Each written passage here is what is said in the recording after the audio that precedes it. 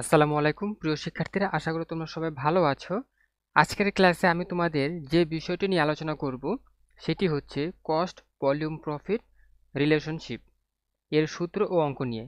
তো দেখো শিক্ষার্থীরা, এই অধ্যায়ে অঙ্ক করতে গেলে আমাদের প্রথমে সূত্র জানতে হবে। তো দেখো শিক্ষার্থীরা, এই অধ্যায়ের সূত্রের নিয়ম হচ্ছে অনেক, যা আমাদের মনে রাখা সম্ভব নয়। তাই আজকের ক্লাসে আমি তোমাদের তিনটি মেথড দেখাবো।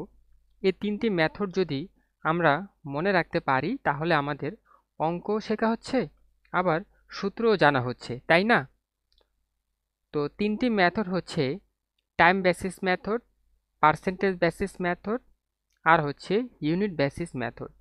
এই তিনটি মেথড আমাদের প্রায় বোর্ড এক্সামে এসে থাকে, ঠিক আছে? তো আমরা প্রথমে শিখব টাইম বেসিস মেথড। এখানে দেখো, একটু খেয়াল করো, কস্ট ভলিউম প্রফিট রিলেশনশিপ। এখানে দেখো, প্রথমে দেখা যাচ্ছে টাইম বেসিস মেথড। এই টাইম বেসিস মেথড আমরা কিভাবে চিনব? দেখো, অঙ্কের ভিতরে কিন্তু দেওয়া থাকবে বছর, মাস, quarterly, half yearly, semi annually ইত্যাদি, ঠিক আছে? যদি এরকম সময় দেওয়া থাকে তাহলে আমরা খুব সহজেই টাইম বেসিসের অঙ্ক করতে পারবো। ওকে, তো দেখো এই মেথডের সূত্রগুলো কেমন হতে পারে। দেখো, এখানে ১ নম্বর যে সূত্রটি রয়েছে, CM ratio, change in profit divided change in sales into 100। এই সিএম রেশিওর সূত্র কিন্তু আরও অনেকগুলো রয়েছে। আমাদের অঙ্কের মেথড অনুযায়ী আমাদের এই ধরনের সূত্র ব্যবহার করতে হবে।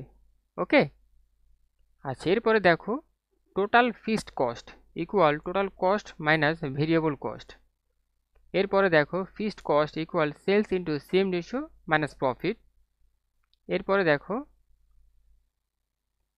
প্রফিট এর সূত্র হচ্ছে sales into CM ratio minus fixed cost. এরপরে বিপি টাকা equal TFC divided CM ratio. এরপরে margin of safety equal profit divided CM ratio. এরপরে margin of safety equal sales minus BP টাকা। এরপরে দেখো রিকোয়ার্ড সেলস বা টার্গেট সেলস ইন টাকা equal TFC plus target profit divided CM ratio.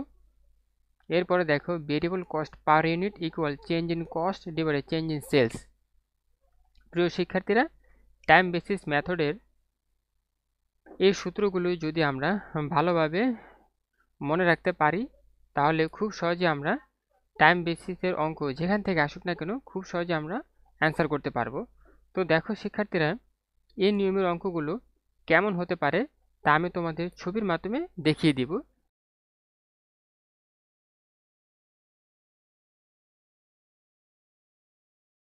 তো প্রিয় শিক্ষার্থীরা, তোমরা দেখতে পেলে যে টাইম বেসিস মেথডের অঙ্কগুলো কেমন হতে পারে, ঠিক আছে? আচ্ছা, এরপরে আমরা দেখব পার্সেন্টেজ বেসিস মেথড। ওকে, তো পার্সেন্টেজ বেসিস মেথড অঙ্ক আমরা কিভাবে চিনব? তো এই ধরনের অঙ্কে ভিতরে কিন্তু পার্সেন্টেজ দেওয়া থাকবে, ঠিক আছে? আচ্ছা, সে কথা আমরা পরে আসি, আগে আমরা সূত্রগুলি দেখি নিই। তো দেখো ১ নম্বরে বলা আছে কি বিপি টাকা। প্রিয় শিক্ষার্থীরা, এখানে টাইপিংয়ের মাধ্যমে ভুল হয়েছে, এখানে টাকা হবে, ঠিক আছে? তো বিপি টাকা equal TFC divided CM ratio. ২ নম্বরে রয়েছে বিপি টাকা equal sales into BP ratio. ৩ নম্বরে বলা আছে বিপি টাকা equal sales minus margin of safety. ৪ নম্বরে রয়েছে margin of safety equal sales minus BP টাকা। ৫ নম্বরে রয়েছে BP ratio equal 100% minus margin of safety ratio. ৬ নম্বরে রয়েছে profit equal sales into profit ratio. ৭ নম্বরে রয়েছে profit ratio equal MS ratio into CM ratio. এরপরে margin of safety equal sales into margin of safety ratio.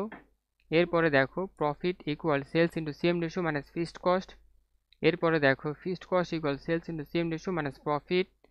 এরপরে দেখো variable cost equal sales minus fixed cost minus profit. এরপরে actual sales equal BP টাকা divided BP ratio. এরপরে দেখো required sales বা target sales in টাকা equal TFC plus target profit divided CM ratio. Okay, তো দেখো এই সূত্রগুলি যদি আমরা ভালোভাবে জানতে পারি তাহলে আমরা পার্সেন্টেজ বেসিস এর মেথড অঙ্ক যেখান থেকে আসুক না কেন আমরা খুব সহজেই এই সূত্রের মাধ্যমে অ্যান্সার করতে পারবো। ঠিক আছে? তো তোমাদের বইতে কিন্তু সূত্র অনেকগুলো দেওয়া রয়েছে। সো বই থেকে সূত্র মুখস্থ করা কিন্তু অনেক কঠিন। তাই আমি তোমাদের মেথড আকারে এই সূত্রগুলো দিয়ে রেখেছি, যাতে তোমরা খুব সহজে বুঝতে পারো এবং জানতে পারো। ঠিক আছে? তো দেখো, পার্সেন্টেজ বেসিস মেথড আমরা ছবির মাধ্যমে দেখব যে অঙ্কগুলো কেমন হতে পারে। তো দেখো,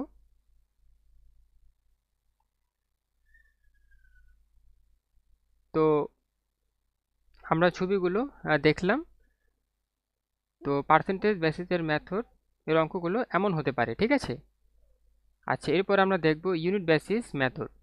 তো ইউনিট বেসিস মেথড আমরা কিভাবে চিনব? অঙ্কের ভিতরে কিন্তু ইউনিট কথাটি উল্লেখ থাকবে। ঠিক আছে? যখনই ইউনিট কথাটি উল্লেখ থাকবে তখনই কিন্তু আমরা বুঝে নেব যে এটি হচ্ছে ইউনিট বেসিস মেথডের অঙ্ক। ঠিক আছে? তাহলে আমরা এই ধরনের সূত্রগুলো জানবো। 1 নম্বরে বলা আছে BP units equal TFC divide unit CM. ঠিক আছে? আমরা এই ধরনের সূত্রগুলো ব্যবহার করব। এরপরে দেখো, বিপি টাকা equal BP units into unit selling price. এরপরে রয়েছে CM ratio equal sales minus variable cost divided sales into 100। এরপরে রয়েছে margin of safety equal sales minus BP টাকা। এরপরে রয়েছে margin of safety ratio equal margin of safety divided sales into 100। এরপরে রয়েছে target sales before tax profit in টাকা TFC plus target profit divided CM ratio. এরপরে দেখো, target sales after tax profit in টাকা TFC plus target profit divided 1 minus ট্যাক্সের divided CM ratio. এরপরে দেখো, target sales before tax profit in units TFC plus target profit divided per unit CM.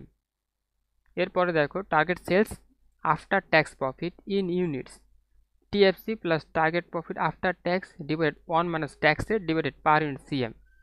তো প্রিয় শিক্ষার্থীরা, এই সূত্রগুলো যদি আমরা মনে রাখতে পারি তাহলে আমরা খুব সহজেই ইউনিট বেসিস মেথড যেখান থেকে অঙ্ক আসুক না কেন আমরা খুব সহজে কিন্তু এই সূত্রের মাধ্যমে অঙ্ক সলভ করতে পারবো।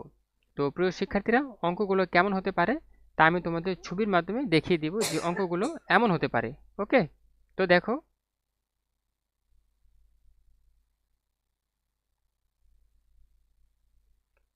তো প্রিয় শিক্ষার্থীরা, এই 3টি মেথডের সূত্রগুলো যদি তোমরা ভালোভাবে জানতে পারো তাহলে তোমরা খুব সহজেই অ্যান্সার করতে পারবে। তো বইতে কিন্তু তোমাদের অনেকগুলো সূত্র রয়েছে। ঠিক আছে? সেই সূত্রগুলো কিন্তু তোমাদের মনে রাখা সম্ভব নয়, তাই আমি তোমাদের মেথড আকারে সূত্রগুলো লিখে দিয়েছি, যাতে তোমরা খুব সহজে বুঝতে পারো। ওকে? তো প্রিয় শিক্ষার্থীরা, আজ এই পর্যন্তই। দেখা হচ্ছে পরের ভিডিওতে। আল্লাহ হাফেজ।